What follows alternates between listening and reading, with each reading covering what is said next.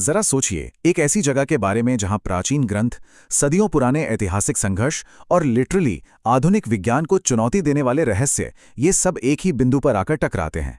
मतलब ये महज पत्थर और लकड़ी का ढांचा नहीं है, बल्कि एक ऐसा स्थान है जो सदियों से अटूट आस्था और अनसुलझे सवालों का केंद्र बना हुआ है। यहाँ कुछ ऐसी घटनाएं होती हैं जिन्हें आज का हमारा एडवांस साइंस भी पूरी तरह से डिकोड नहीं कर पाता। तो आज के इस विश्लेषण में हम इसी प्राचीन और रहस्यमय दुनिया के पन्नों को पलटेंगे, जहां हर एक जानकारी इतिहास और चमत्कारों की एक बिल्कुल नई परत खोलेगी। चलिए शुरुआत करते हैं इतिहास के एक ऐसे अध्याय से जो सच में हैरान कर देने वाला है। सीधे चलते हैं साल 1558 में। कला पहाड़ के नेतृत्व में एक विशाल सेना जगन्नाथ मंदिर को गिराने के इरादे से उड़ीसा के पुरी की ओर बढ़ रही थी। ऐतिहासिक दावों की माने तो जैसे ही सेना मुख्य गर्भगृह की ओर बढ़ी, अचानक मौसम पूरी तरह बदल गया।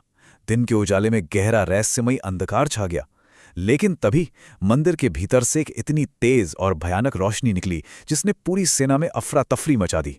जरा सोचिए, बिना एक भी तलवार चले इतनी खौफजदा सेना को उल्टे पांव पीछे हटने पर मजबूर होना पड़ा। ये एक ऐसा ऐतिहासिक पल था जिसे आज भी लोग एक बहुत बड़े चमत्कार के रूप में देखते हैं। ठीक है, अब चलिए इसमें थोड़ा और गहराई से उतरते हैं और इतिहास से सीधे आज के समय में आते हैं। बात है 15 जून 2015 की। रात के ठीक 12 बजते ही पूरी शहर को अचानक एक गहरे अंधकार में डुबो दिया जाता है। पूरे शहर की पावर सप्लाई काट दी जाती है। अब यह कोई आम पावर कट या तकनीकी खराबी नहीं थी, बल्कि यह मंदिर के भीतर होने वाली एक बेहद ही गुप्त और रहस्यमयी प्रक्रिया की शुरुआत थी, जिसे नवकलेवर अनुष्ठान कहा जाता है। इस अनुष्ठान की जो गोपनीयता है ना, वो लिटरली रोंगटे खड़े कर देती है। पूरे शहर में एकदम कर्फ्यू जैसा माहौल होता है। चप्पे चप्पे पर सीआरपीएफ के जवान तैनात होते हैं और इस घोर अंधेरे में जो विशेष पुजारी अंदर जाते हैं, उनकी आंखों पर भी कसकर पट्टी बांधी जाती है और हाथों में मोटे दस्ताने पहने जाते हैं। आखिर क्यों? क्योंकि उन्हें भगवान की पुरानी मूर्ति से एक बेहद रहस्यमयी वस्तु निकालकर नई मूर्ति में स्थापित करनी होती है, जिसे ब्रह्म पदार्थ कहते हैं। कहा जाता है कि इस पदार्थ को आज तक किसी ने अपनी आंखों से नहीं देखा है, और जो कोई भी इसे देखने या महसूस करने की गलती करेगा, उसकी तुरंत मृत्यु हो सकती है। असल में 2015 में भी एक ऐसी घटना सामने आई थी जहां इस पदार्थ के संपर्क में आने से एक व्यक्ति की मानसिक स्थिति पूरी तरह से बिगड़ गई थी। और यहीं पर यह बात बहुत ही शानदार ढंग से सामने आती है कि कैसे यहां आस्था और विज्ञान बिल्कुल आमने सामने खड़े हैं।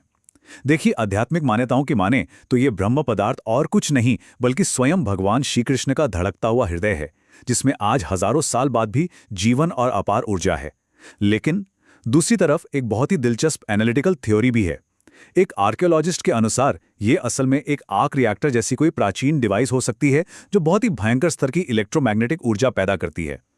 इसी थ्योरी के मुताबिक मूर्तियों को हमेशा लकड़ी से ही इसलिए बनाया जाता है क्योंकि लकड़ी बिजली की सुचालक नहीं होती, यानी एक इंसुलेटर का काम करती है, जिससे उस ऊर्जा को बाहर आने से रोका जा सके। दशकों पहले एक दावे में तो यहां तक कहा गया था कि रोशनी के संपर्क में आते ही ये पदार्थ बहुत तेजी से घूमने और कंपन करने लगता है। भाग 1, दिव्य मूर्तियों की उत्पत्ति, युद्ध क्षेत्र से मंदिर तक। खैर, इन भौतिक रहस्यों से थोड़ा आगे बढ़ते हैं। इन दिव्य मूर्तियों की जो अपनी कहानी है वो भी कुछ कम पेचीदा नहीं है। इसकी जड़ें महाभारत के विनाशकारी युद्ध और उसके बाद की घटनाओं में बहुत गहराई से जुड़ी हुई हैं। उस अविनाशी हृदय का जो ये पूरा सफर है, वो किसी रोमांचक कहानी से कम नहीं है। महाभारत के युद्ध के बाद माता गांधारी के श्राप के कारण 36 साल बाद श्री कृष्ण ने देह त्याग दी। मान्यता ये है कि अंतिम संस्कार के वक्त उनका पूरा शरीर तो पंच तत्व में विलीन हो गया, लेकिन उनका हृदय जलने की बजाय और भी अधिक ऊर्जा के साथ धड़कने लगा। फिर उसे नदी में प्रवाहित कर दिया गया और बहते बहते ये हृदय उड़ीसा के तट पर जा पहुंचा। वहां सबरा जनजाति के एक मुखिया थे, विश्वसु। उन्होंने इसे नील माधव के रूप में सदियों तक बड़ी गुप्त तरीके से पूजा, और फिर काफी समय बाद इस रहस्यमयी ऊर्जा की खोज मालवा के राजा इंद्रद्युम्न ने की। अब राजा इंद्रद्युम्न की इस खोज के बाद मंदिर और मूर्ति निर्माण की जो कथा है वो सच में बहुत अद्भुत है। हुआ ये कि पुरी के तट पर एक विशाल पेड़ बहकर आया। उसी लकड़ी से मूर्ति बनाने के लिए एक वृद्ध मूर्तिकार अचानक प्रकट हुए, जिन्हें भगवान विश्वकर्मा का ही रूप माना जाता है। उन्होंने राजा के सामने बस एक शर्त रखी, 21 दिनों का पूर्ण एकांत, कोई अंदर नहीं आएगा। लेकिन महज 15 दिनों के बाद अंदर से छीनी हथौड़ी की आवाजें आना बिल्कुल बंद हो गईं। राजा चिंतित हो गए और उन्होंने कक्ष के दरवाजे खोल दिए। शर्त टूट गई। वो रहस्यमयी मूर्तिकार उसी पल वहां से गायब हो गए और पीछे रह गईं वो अद्भुत लेकिन अधूरी मूर्तियां। राजा ने जब निराश होकर उन मूर्तियों के पास जाकर देखा तो उन्हें उसके भीतर उसी दिल की धड़कन का एहसास हुआ, और यही वजह है कि वही अधूरी मूर्तियां आज भी गर्भगृह में विराजमान हैं। भाग 2, आधुनिक विज्ञान को चुनौती देते रोजमर्रा के चमत्कार। चलिए अब प्राचीन पौराणिक कथाओं से थोड़ा बाहर निकलते हैं और अपना ध्यान उन घटनाओं पर लगाते हैं जो आज मतलब वर्तमान में हर दिन घटित हो रही हैं और जो हमारे आधुनिक विज्ञान के स्थापित नियमों को खुलेआम चुनौती देती हैं। अब इस सामने मौजूद स्लाइड में जो सबसे दिलचस्प बात है वो ये कि ये सारी बातें महज कोई सुनी सुनाई कहानियां नहीं हैं, बल्कि ये रोज देखे जाने वाले तथ्य हैं। पहला, मंदिर का ध्वज। ये हमेशा हवा की दिशा के बिल्कुल विपरीत लहराता है। 800 सालों से ये ध्वज हर दिन एक पुजारी द्वारा बदला जाता है और मान्यता ये है कि अगर ये एक दिन भी नहीं बदला गया तो मंदिर 18 सालों के लिए बंद हो जाएगा। दूसरा, मुख्य गुंबद पर लगा सुदर्शन चक्र। ये एक बहुत ही अजीब सा विजुअल इल्यूजन बनाता है।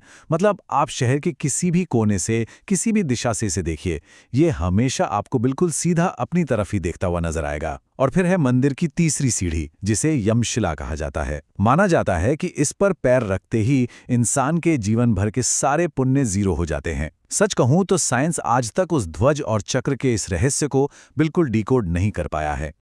और अब जरा इस नंबर पर गौर कीजिए, 2 लाख। ये कोई मामूली संख्या नहीं है, ये इस मंदिर की रसोई की क्षमता है। ये दुनिया की सबसे बड़ी रसोइयों में से एक है, जहां हर दिन हजारों से लेकर 2 लाख लोगों तक के लिए महाप्रसाद तैयार किया जा सकता है। और सबसे कमाल की बात यह है कि चाहे भीड़ कितनी भी कम या ज्यादा क्यों ना हो, अन्न का एक भी दाना कभी बर्बाद नहीं होता और ना ही खाना कभी कम पड़ता है। इस रसोई के अंदर का नज़ारा तो थर्मोडायनेमिक्स के सारे नियमों को ही उलट कर रख देता है। यहाँ आज भी किसी गैस या आधुनिक ईंधन का इस्तेमाल नहीं होता। सिर्फ लकड़ी की आंच पर मिट्टी के 7 बर्तनों को एक के ऊपर एक रखा जाता है। अब सामान्य विज्ञान के हिसाब से तो सबसे नीचे का बर्तन जो आग के सबसे करीब है उसे पहले पकना चाहिए, राइट? लेकिन यहाँ एक बहुत ही चमत्कारिक घटना होती है। सबसे ऊपर रखा बर्तन सबसे पहले पकता है और फिर नीचे की तरफ खाना पकता है। इतना ही नहीं, इतने बड़े पैमाने पर खाना बनने के बावजूद इस पूरी रसोई में ना तो कभी कोई बदबू आती है और ना ही आज तक कोई मक्खी नजर आती है। खैर, इन सब चमत्कारों और आस्थाओं के बीच ऐतिहासिक दस्तावेजों में एक और बहुत बड़े टकराव का जिक्र है। साल था 1806। ब्रिटिश प्रशासन ने अपनी सत्ता के नशे में मंदिर की इन पुरानी परंपराओं को महज एक अंधविश्वास बताकर रथ यात्रा पर पूरी तरह प्रतिबंध लगाने की कोशिश की। उनके लिए यह महज एक लॉ एंड ऑर्डर का या प्रशासनिक खतरा था। लेकिन उनके इस फैसले ने पूरे उड़ीसा में एक भयंकर जन आंदोलन खड़ा कर दिया। आम लोगों ने साफ कह दिया कि भाई, यदि भगवान का रथ नहीं चलेगा तो हम भी नहीं चलेंगे। अंत में इस भारी जन विरोध के सामने ब्रिटिश हुकूमत को अपने घुटने टेकने ही पड़े और उन्हें रथ यात्रा की अनुमति देनी पड़ी। भाग 3, भविष्य मालिका की भविष्यवाणियां। ऐतिहासिक संघर्षों और साइंस की समझ से परे की इन बातों से आगे बढ़ते हुए अब उस रहस्य की बात करते हैं जो हमें हमारे भविष्य की ओर ले जाता है। और ये रहस्य जुड़ा है एक बहुत ही प्राचीन ग्रंथ से। तो यहाँ सबसे अहम पॉइंट ये है कि लगभग 500 साल पहले संत अच्युतानंद जी द्वारा उड़िया भाषा में लिखी गई ये कविताएं कोई साधारण लेख या साहित्य नहीं है। ऐसा माना जाता है कि कलयुग के अंत और भविष्य में होने वाली कई बड़ी घटनाओं का ये एक बेहद सटीक रोड मैप है। इसमें बहुत ही क्रिप्टिक यानी रहस्यमय भाषा में पूरे ब्रह्मांड की नियति लिखी गई है। और सच बताऊं, सबसे ज्यादा चौंकाने वाली बात यह है कि इनमें से कई भविष्यवाणियां तो हाल ही के वर्षों में बिल्कुल सच साबित हुई हैं। आइए आगे बढ़ते हैं और देखते हैं कि ये सब हालिया घटनाक्रम आपस में कैसे जुड़ते हैं। मालिका में साफ लिखा था कि एक भयानक महामारी आएगी और लोग अपने ही घरों में बंद होने को मजबूर हो जाएंगे।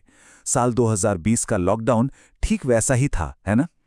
इसके अलावा मई 2019 में भयंकर चक्रवात फानी के कारण नील चक्र का टेढ़ा हो जाना, फिर मार्च 2020 में अचानक मंदिर के झंडे में आग लग जाना और जुलाई 2020 में मंदिर के मुख्य गुंबद पर गिद्धों का आकर बैठना, जहां आमतौर पर कभी कोई पक्षी नहीं बैठता। ये सारी की सारी घटनाएं उसी 500 साल पुराने ग्रंथ में पहले से वर्णित बताई जाती हैं। लेकिन जो भविष्यवाणियां अभी पूरी होनी बाकी हैं वो लिटरली रोंगटे खड़े कर देने वाली हैं। इस ग्रंथ के अनुसार भविष्य में एक समय ऐसा आएगा जब तीनों रथ यात्राएं एक साथ रुक जाएंगी, नदियां अपनी दिशा बदलकर उल्टी दिशा में बहने लगेंगी और सबसे अचंभित करने वाली बात यह बताई गई है कि वह असीम ऊर्जा वाला जो ब्रह्म पदार्थ है वो मंदिर से अचानक गायब हो जाएगा। कहा जाता है कि जब यह पवित्र मंदिर समुद्र में पूरी तरह समा जाएगा, ठीक तब विष्णु के अंतिम अवतार यानी कल्कि का आगमन होगा। तो अंत में ये सारी बातें, ये सारे तथ्य हमें एक बहुत ही गहरे और सोचने पर मजबूर कर देने वाले सवाल पर लाकर छोड़ देते हैं।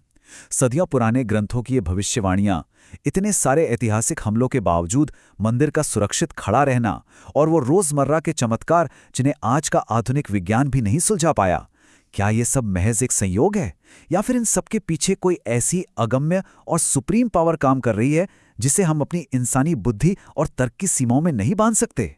खैर, ये एक ऐसा रहस्य है जो यकीनन हर किसी को सोचने पर मजबूर कर देता है।